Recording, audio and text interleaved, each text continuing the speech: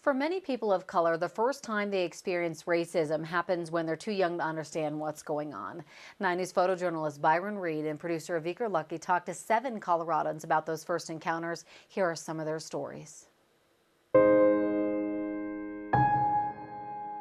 When I first experienced racism, I believe it was in the 5th grade.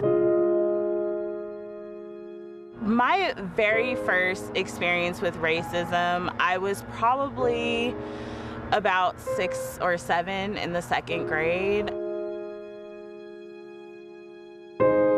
I don't remember age necessarily. I remember grade. So I was in elementary school.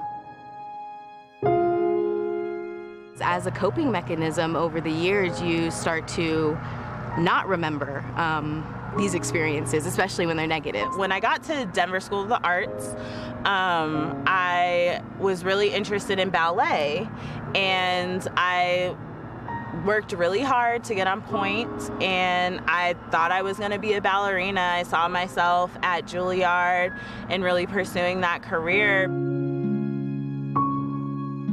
One of the master teachers there actually told me that I'm definitely too dark to be a ballerina, to be selected for any main role. On top of that, my hips were too wide. That was something he told me that I needed to slim down. He said I was too tall. Pretty much all of my features of being a black woman. I was in 1st grade. I won a pageant, and it was the Little Miss Lion pageant. I have an older sister, and she is, I would say, more rich in melanin than I am. And I know that my mom had to intentionally tell people to compliment both myself and my sister, and to not sow discord amongst siblings. So when I was in high school, I was 14 or 15 from freshman year going into my sophomore year, and I was running for student council. And as a play on words, because my last name is Coffee, my slogan was "Got Milk," and someone had crossed out milk and wrote the N-word on my signs. Sorry. Sorry. So that was a very traumatic and hurtful experience during those formative years of my life, because it felt like, wow, like I'm not welcome here, is kind of how it felt. I felt very small.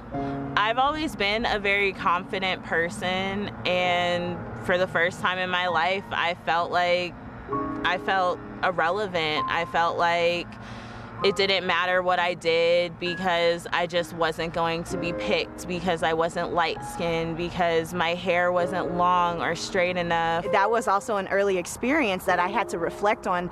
You know, when you're experiencing it as a kid, for me, it's not crayons that tell you, oh, you're different. It's other people. To my knowledge, the school never really stepped in.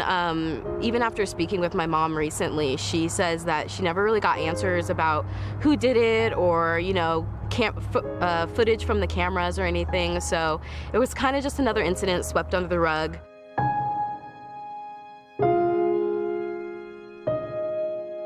My main advice is to go where you're wanted. Seek those spaces that you're wanted in. Travel abroad. See things in art. Try new experiences. I have girls that I've worked with who, you know, they just don't want to identify even sometimes as black. As an educator, you know, I'm able to encourage them to own their blackness. I would say to educate yourself about your cultural history, but more importantly, educate yourself about the systems against you. Own your identity. The sooner the better, and own your voice, because you're the only one who could tell what's going on. With you speaking up could encourage other people to also speak up.